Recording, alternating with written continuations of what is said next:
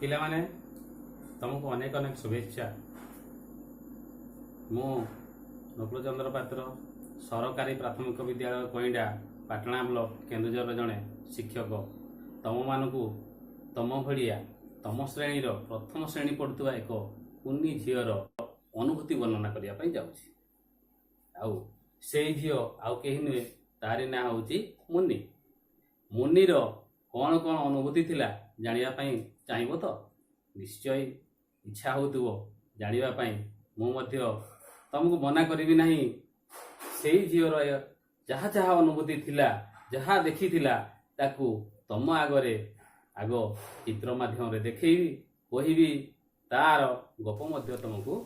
ପିଲାମାନେ ଚିତ୍ର ଦେଖିଲ, ଏହା କ'ଣ? ଗୋଟିଏ ଘରର ଚିତ୍ର ନା? ଏହା ହେଉଛି ମୁନିର ଘର। ଆଉ ମୁନି ତା ଘରୁ ବାହାରି ବିଦ୍ୟାଳୟକୁ ଯାଉଥିଲା। ଯେହେତୁ ସେ ଟିକେ ସହଳ ସହଳ ଯାଉଥିଲା, ତେଣୁ ସେ ଶୀଘ୍ର ବିଦ୍ୟାଳୟରେ ପହଞ୍ଚିଯିବ। କିନ୍ତୁ ସେଦିନକର କଥା ହେଉଛି, ବାଟରେ ଗୋଟିଏ ହାଟ ବସିଥିଲା। ତା ପାଖରେ ସମୟ ଥିବାରୁ ତାର କ'ଣ ଇଚ୍ଛା ହେଇଥିବ? ନିଶ୍ଚୟ ଟିକେ ହାଟ ବୁଲିବା ପାଇଁ ଇଚ୍ଛା ହେଇଥିବ ନା? ଠିକ୍ ସେଇଆ, ତାର ହାଟ ବୁଲିବା ପାଇଁ ଇଚ୍ଛା ହେଲା ଏବଂ ହାଟ ଭିତରେ ଟିକେ ପଶିଗଲା। କହିଲା, ଦେଖେ ଏ ହାଟରେ କ'ଣ ସବୁ ହେଉଛି। ସିଏ ବୁଲି ବୁଲି କେତେ ଜିନିଷ ଦେଖିଲା ଏବଂ ବହୁତ ଜିନିଷର ନାଁ ସବୁ ଜାଣିଲା, ନା ନାଇଁ? ତେବେ ସେ ଯାହା ଯାହା ଦେଖିଲା ବା ସେଦିନ ଯାହା କଲା, ଆସ ଏଇ ଗପ ମାଧ୍ୟମରେ ଜାଣିବା। ଗପଟିର ନାଁ ହେଉଛି ମୁନି ଯାଇଥିଲା ହାଟକୁ। ଗପଟିର ନାଁ କ'ଣ ଦେଖିଲ? ମୁନି ଯାଇଥିଲା ହାଟକୁ। ମୁନି 6-7 ବର୍ଷର ଝିଅଟିଏ। ଦିନେ ସଅଳ ସଅଳ ପାଠଶାଳା ଯିବା ପାଇଁ ବାହାରିଲା। ଅଳ୍ପ ଦୂରରେ ହାଟ। ଭାବିଲା, ଟିକିଏ ବୁଲି ଆସନ୍ତା କି? ହାଟକୁ ଗଲା। ହାଟରେ ସେ କ'ଣ ଦେଖିଲା? ପଢ଼ିଲ? ପୁଣି ବହି ଦେଖି ଦେଖି ପଢ଼। ମୁନି 6-7 ବର୍ଷର ଝିଅଟିଏ। ଦିନେ ସଅଳ ସଅଳ ପାଠଶାଳା ଯିବା ପାଇଁ ବାହାରିଲା। ଅଳ୍ପ ଦୂରରେ ହାଟ। ଭାବିଲା, ଟିକିଏ ବୁଲି ଆସନ୍ତା କି? ହାଟକୁ ଗଲା। ହାଟରେ ସେ କ'ଣ ଦେଖିଲା? ଆସ ଦେଖିବା। ଦେଖିଲ ପିଲାମାନେ, ହାଟରେ ସବୁ କ'ଣ କ'ଣ ବିକ୍ରି ଚାଲିଛି। ଦୋକାନୀମାନେ ଜିନିଷପତ୍ର ଆଣି ତାଙ୍କର ବସିଛନ୍ତି ଏବଂ ଅନ୍ୟ ଲୋକମାନେ ଆସି ସଉଦାପତ୍ର କିଣୁଛନ୍ତି। ତେଣୁ ଏଠାରେ ବିଲାତି, ବାଇଗଣ, ଆଳୁ, ପୋଟଳ, ଶାଗ, ପନିପରିବା, ମାଛ, ମାଂସ, ଏମିତି ଅନେକ କଥା ସବୁ କିଣା ବିକା ଚାଲିଛି। ପିଲାମାନେ ଗପ ତ ଶୁଣିଲ, ଏବେ ଗପରେ ଯାହା ଜାଣିଲ ଟିକେ ଆଲୋଚନା କରିଦେବା। ପ୍ରଶ୍ନ 1, କେତେ ବର୍ଷର ଝିଅଟିଏ? ମୁନି କେତେ ବର୍ଷର ଝିଅଟିଏ? କହିଲ ଦେଖିବି। ତମ ଶ୍ରେଣୀର, ତମର ବୟସ କେତେ?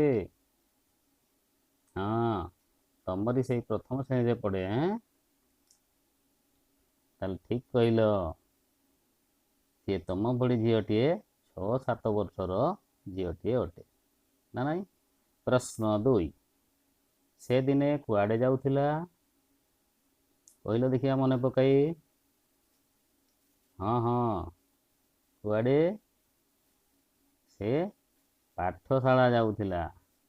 ଟିକେ ସଅଳ ସଅଳ ବାହାରିଥିଲା ନା? ଆଗୁଆ ବାହାରିଥିଲା।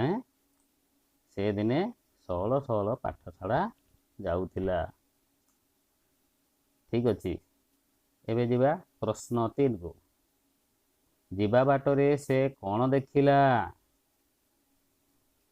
ସିଏ ଯେଉଁ ଘରୁ ବାହାରି ଯାଉଥିଲା ବିଦ୍ୟାଳୟକୁ ପହଞ୍ଚିବା ବାଟରେ ଗୋଟିଏ ସାପ୍ତାହିକ ହାଟ ବସୁଥିଲା। ସେଦିନ ହାଟ ବାରି ଥିଲା ନା ନାହିଁ? ଠିକ୍, ସେ ଗୋଟିଏ ହାଟ ଦେଖିଲା। ଦେଖିଲା ନା?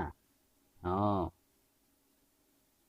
ତାପରେ ମନେ ପକେଇଲ ପ୍ରଶ୍ନ ନମ୍ବର 4। ତାପରେ ସେ କ'ଣ ଭାବିଥିବ? ଟିକେ ଚିନ୍ତା କଲ, ସେ କ'ଣ ଭାବିଥିବ? ତମେ ବି ସେଇ ବର୍ଷର ପିଲା, ସେଇ ବୟସ। ତେବେ ତମେ ଯଦି ହାଟଟି ଦେଖିବ କ'ଣ ଭାବିବ? ବୁଲିବା ପାଇଁ ଇଚ୍ଛା ହବ କି? ନିଶ୍ଚୟ। ତାହେଲେ ତାପରେ ସେ ହାଟ ବୁଲି ଆସିବ ବୋଲି ଭାବିଥିଲା, ନାଇଁ କି? ହଉ, ଠିକ୍ ହେଲା ତ? ଯଦି ଭାବିଲା, ଏବେ ପଞ୍ଚମ ପ୍ରଶ୍ନ, ସେ ହାଟକୁ ଗଲା କି? ଗପରେ କ'ଣ ଜାଣିଲ? ସେ ହାଟକୁ ଗଲା କି ନାହିଁ? ଠିକ୍ କହିଲ, ସେ ହାଟକୁ ଗଲା ନା ନାହିଁ? ଏବେ ଷଷ୍ଠ ପ୍ରଶ୍ନକୁ ଆସିବା। ସେ ହାଟରେ କ'ଣ ସବୁ ଦେଖିଲା? ଟିକେ ଆଗ ଛବିରେ ଦେଖିଲ, ହାଟରେ କ'ଣ ସବୁ ଦେଖିଲା? ମୁଁ ଗୋଟିଏ ଯୋଡ଼େ ନାଁ କହିଥିଲି, କିନ୍ତୁ ଅନେକ ଜିନିଷ ଥିଲା। ଥିଲା ନା ନାହିଁ? ସେଠି ଆଳୁ, ପୋଟଳ, ବାଇଗଣ, ଭେଣ୍ଡି, କୋବି, ଶାଗ, ଏମିତି ଅନେକ ଜିନିଷ ଲୋକମାନେ କିଣା ବିକା କରୁଥିଲେ ନା ନାହିଁ? ଦୋକାନୀ ସବୁ ବସିଥିଲେ, ଅନ୍ୟ ଲୋକମାନେ ଆସି ବ୍ୟାଗରେ ମୁଣାରେ ପୂରେଇକି ନେଉଥିଲେ ଏବଂ ଦୋକାନୀକି ପଇସା ଦେଉଥିଲେ ନା ନାହିଁ? ବାସ୍, ସୁନା ପିଲା, ତମେମାନେ ଏ ପ୍ରଶ୍ନ ଗୁଡ଼ିକର ଉତ୍ତର କେଡ଼େ ସୁନ୍ଦର ଦେଇଛ। ତେଣୁ ତୁମମାନଙ୍କୁ ଧନ୍ୟବାଦ। ଏବେ ଆସ, ସେଇ ଜିନିଷ ଗୁଡ଼ାକ ତମେ ଚିହ୍ନି ପାରିବ ତ? ଏଇ ଜିନିଷଟି କ'ଣ ଦେଖିଲ? ଏହାର ନାଁ କ'ଣ? ଖାଇବାକୁ ଭଲ ଲାଗେ ନା? କ'ଣ ନାଁ କହିଲ? କଦଳୀ। କ'ଣ ନାଁ କହିଲ? କଦଳୀ। ଏବେ ଏଇ ଜିନିଷ ଦୁଇଟି ଦେଖିଲ, ଏ ଜିନିଷ କ'ଣ? ଏଥିରେ ଯେଉଁ ଆମେ କାଠ ଚିରୁ, ଜାଣିଛ ତା ନା? ହଁ, ମନେ ପକେଇଲ? ଏହାର ନାଁ ହେଉଛି କରତ। କ'ଣ? କରତ। ଏଇଟା କାହାର ଚିତ୍ର ଦେଖିଲ? ଏଇଟା ଗୋଟେ ହାତର ଚିତ୍ର ନା? ହଁ, ଠିକ୍ ଅଛି। ଇଏ କାହାର ଚିତ୍ର ଦେଖିଲ ପିଲେ? ଖରାଦିନେ ୟାକୁ ଖିଆଯାଏ ନା? କ'ଣ ତା ନାଁଟି? ତାଳ। କ'ଣ ନା? ତାଳ। ଦେଖିଲ ପିଲାମାନେ, ଏଇ ଜିନିଷଟି ତମେ ଚିହ୍ନିଥିବ। ଆମ ବିଶେଷ କରି ଧାନ କଟାରେ ବ୍ୟବହାର ହୋଇଥାଏ ନା ନାହିଁ? କହିଲ ୟାର ନାଁ କ'ଣ? ୟାର ନାଁ ହେଉଛି ଦା। ଜାଣିଲ? ଏବେ ଏଇ ଜିନିଷଟିକି ଦେଖିଲ? ଇଏ ପ୍ରତ୍ୟେକ ଘରେ ତମର ଥିବ। ଦେଖୁନ, ୟାକୁ କହନ୍ତି ଦଉଡ଼ି। ବନ୍ଧାବନ୍ଧି କରାଯାଏ। ତା ନାଁ ହେଉଛି ଦଉଡ଼ି। ଦେଖିବା, ୟା ପରେ ଆଉ ଗୋଟେ ଜିନିଷ ଅଛି। ଏ ସବୁ ଗଛରେ ଫଳିଥାଏ, ପାଚିଲେ ଭାରି ମିଠା ନା ନାହିଁ? ତମେ ଏ ଜିନିଷ ଖାଇଛ? ହଁ, ନିଶ୍ଚୟ ଖାଇଛ। କେମିତି ଲାଗେ? ୟାର ନାଁ କ'ଣ? ପଣସ। ଠିକ୍ କହିଲ, ପଣସ। ଏବେ ଦେଖିଲ, ଏ ଆମ ତରକାରୀ ପତ୍ରରେ ସବୁ ଲାଗେ। ଯେତେବେଳେ ମସଲା ବଟା ହୁଏ, ଏଥିରୁ କିଛି ମିଶେଇ ଦିଆଯାଏ ନା ନାହିଁ? ତେବେ ଏହାର ନାଁ ହେଉଛି କ'ଣ? ଠିକ୍ କହିଲ, ରସୁଣ। ରସୁଣ। ଏବେ ଦେଖିଲ, ଏ ଗଛରେ କ'ଣ ଫଳିଛି? ଯେତେ ପ୍ରକାର ତରକାରୀ ରାନ୍ଧିଲେ ମଧ୍ୟ ଇଏ ସେଥିରେ ମିଶିଗଲେ ଆହୁରି ସ୍ୱାଦ ବଢ଼ିଯାଏ ନା? ୟାର ନାଁ ହେଉଛି କୁହ, ବାଇଗଣ। ବାଇଗଣ। ଠିକ୍ ଅଛି। ଏଇଭଳିଆ ଆଉ ଗୋଟେ ଜିନିଷ ଆସିଲା, ଇଏ ବିଶେଷ କରି ଆମର ଖରା ଏବଂ ବର୍ଷା ଉଭୟ କାର୍ଯ୍ୟରେ ଲାଗେ ନା ନାଇଁ। ଏହାର ନାଁ କଣ ଜାଣିଛ? ହଁ, ଠିକ ଅଛି, ଜାଣିଛ ଜାଣିଛ, ଏହାର ନାଁ ହଉଛି ଛତା। କଣ? ଛତା। ଏବେ ଦେଖିଲ, ଇଏ ବର୍ଷା ଦିନରେ ଜଙ୍ଗଲ ସବୁ ଉଠିଥାଏ, କିମ୍ବା ଆମର ପାଳ ଦେଇକି ୟାକୁ ଚାଷ ମଧ୍ୟ କରାଯାଏ। ଏହାର କଣ ନାଁ ଜାଣିଛ? ବହୁତ ଟେଷ୍ଟି। ହଁ ହଁ, ଠିକ ଜାଣିଛ ଆଉ, ୟାର ନାଁ ହଉଛି ଛତୁ। କେଡେ ବଢିଆ ଆଉ, ଛତୁ। ଏବେ ଦେଖିଲ, ଇଏ ନଦୀ ପୋଖରୀରୁ ଧରା ହେଇକି ଆସେ। ସେ ଯୋଉଦିନ ୟାକୁ ରନ୍ଧା ହେଇଥିବ ନା, ଓଃ, ଘର ବାହାର ସବୁ ମହକି ଯିବ। ୟାର ନାଁ କଣ ଜାଣିଛ? ଖାଇଛ? ହଁ, ଖାଇଛ ଆଉ, ମାଛ। ତାହେଲେ ଜାଣିଛ, ୟା ନାଁ ହଉଛି ମାଛ। ସମସ୍ତେ ଖାଇଛ? ହଁ। ଏବେ ଦେଖ, ଜିନିଷ ତ ଦେଖିଲ, ଏବେ ଛବି ଦେଖି ତାର ନାମ କିଛି ପଢିବା, ଅର୍ଥାତ୍ ଆମେ କିଛି ତାକୁ ଶବ୍ଦରେ ପ୍ରକାଶ କରିବା। ଇଏ ଦେଖିଲ, ଏଇ ଯୋଉ ଦା ଚିତ୍ର ଦେଖିଥିଲ, ପଢିଲ, ଛବି ଦେଖି ପଢ। କଣ ଲେଖା ହେଇଛି? ଦା ଆ। କଣ ଲେଖା ହେଇଛି? ଦା ଆ। ଜାଣିଛ? ଭଲ ଭାବରେ ପଢ। ଦିଟା ଅକ୍ଷର, ଦରେ ଆକାର ଆଉ ଆ। କଣ ହେଲା? ଦା ଆ ହେଲା। ହଁ, ତମେ ଟିକେ ଖାତାରେ ଲେଖିନିଅ। ଦେଖ, ଆଉ ଗୋଟେ ଜିନିଷ, ଏଇ ଯୋଉ ଗଛରେ ଫଳିଥିଲା, କଣ ଲେଖା ହେଇଛି? ଚାରିଟା ଅକ୍ଷର ତା ନାଁ।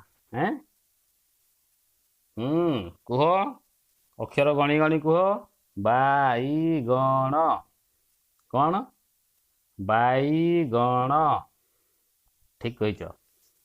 ଏବେ ଦେଖିଲ, ଏଇ ଜୀବଟିର ନାଁ ହଉଛି ଦିଟା ଅକ୍ଷରରେ, ମାଛ ନା ନାଇଁ।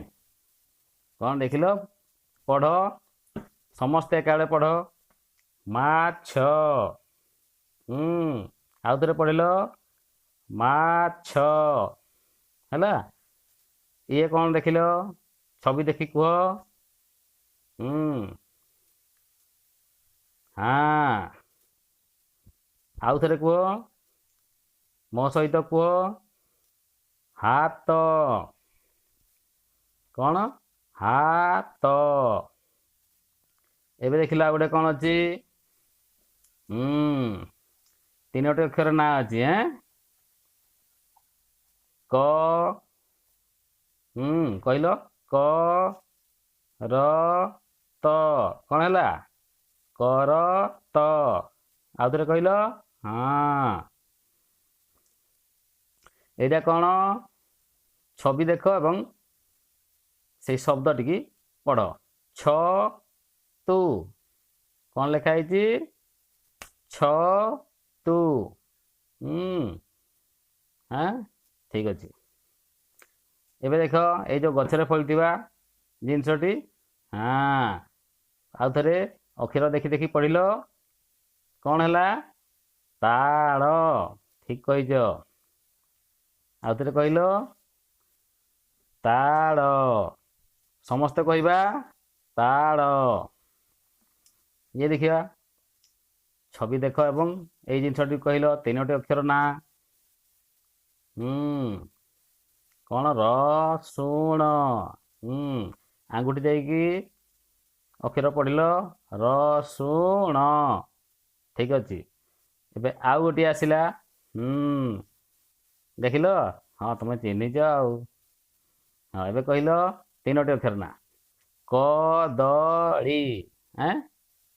କଦଳୀ। ଆଙ୍ଗୁଠି ଦେଇକି ପଢ, କଦଳୀ। ଠିକ ଅଛି। ଏବେ ଇଏ ମଧ୍ୟ ପଢିଲ, ଆଙ୍ଗୁଠି ଦେଇକି ଚିତ୍ର ଦେଖ ଏବଂ ପଢ। ଚେଷ୍ଟା କର। ଠିକ ଅଛି। ହଁ, ଠିକ କହିଲ, ପଣସ। ଆଉ ଥରେ କୁହ, ପଣସ। ଏବେ ଦେଖିଲ, ଏଇ ରଙ୍ଗୀନ ଜିନିଷଟି, ତା ନାଁଟି, ତମେ ଜାଣିଛ, ଠିକ ଭାବରେ କହୁଛ ଆଉ। ଛତା। ଦିଟା ଅକ୍ଷର ଅଛି, ଛତା। ଲେଖିନେବ। ହେଁ, ଛତା। ଏବେ ଏଇଟା କ'ଣ? ଦଉଡ଼ି। ପୂର୍ବରୁ ଚିତ୍ରରେ ଦେଖିଛ ଆଉ। କ'ଣ? ଦଉଡ଼ି। ହଁ, ବଢ଼ିଆ କହିପାରୁଛ। ବଢ଼ିଆ, ଧନ୍ୟବାଦ। କେଡ଼େ ସୁନ୍ଦର କହୁଛ, ଦଉଡ଼ି। ହଁ, ଆସ ଏବେ ଆଉ ଗୋଟିଏ କାର୍ଯ୍ୟ କରିବା। ପ୍ରତ୍ୟେକ ଶବ୍ଦରୁ ଆମେ ସମାନ ଅକ୍ଷର ଚିହ୍ନିବା। ଦେଖ ତାହେଲେ ଏଠି 4ଟି ଚିତ୍ର ଅଛି ଏବଂ 4ଟି ଚିତ୍ର ପାଇଁ 4ଟି ଶବ୍ଦ ଅଛି। ଦେଖିଲ ଏଇ 4ଟି ଚିତ୍ରକୁ ଦେଖ ଏବଂ ସେ ଶବ୍ଦକୁ ପଢ଼। ସେ ଭିତରୁ କେଉଁ ଅକ୍ଷରଟି ସମାନ ଅଛି? ଦେଖିବା କେଉଁ ଅକ୍ଷରଟି। ଦେଖ, ହଁ, ଠିକ୍ ଜାଣିଛ ଆଉ। ଗୋଟିଏ ଅକ୍ଷର ଏକା ଅଛି, ସବୁ ଶବ୍ଦରେ ସେ ଅକ୍ଷରଟି ଅଛି। କ'ଣ? ଗ। ଗଧ, ଗଛ, ବଗ, ବାଇଗଣ ସବୁଠାରେ ଅଛି। ଦେଖିଲ ଏଇ 3ଟା ଚିତ୍ର। ଏଇ ଚିତ୍ରରେ କ'ଣ କ'ଣ ସମାନ ଅଛି ଦେଖ। ପ୍ରଥମ ଚିତ୍ର ପଣସ, ଦ୍ୱିତୀୟ ଚିତ୍ର ବାଇଗଣ, ତୃତୀୟ ଚିତ୍ର ରସୁଣ। ଦେଖିଲ କେଉଁ ଅକ୍ଷରଟି ସମାନ ଅଛି?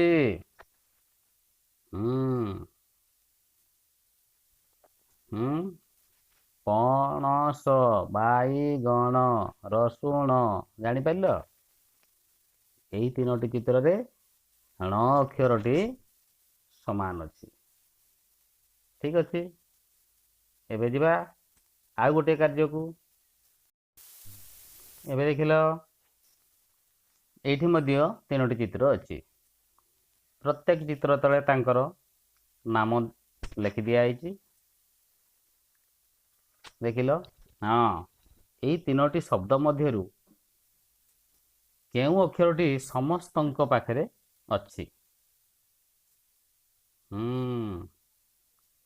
ହଁ, ପ୍ରଥମ ଶବ୍ଦର ମଝି ଅକ୍ଷର, ଦ୍ୱିତୀୟ ଶବ୍ଦର ପ୍ରଥମ ଅକ୍ଷର ଏବଂ ତୃତୀୟ ଶବ୍ଦର ମଧ୍ୟ ପ୍ରଥମ ଅକ୍ଷର। ଦେଖିଲ, ସେଟା କ'ଣ?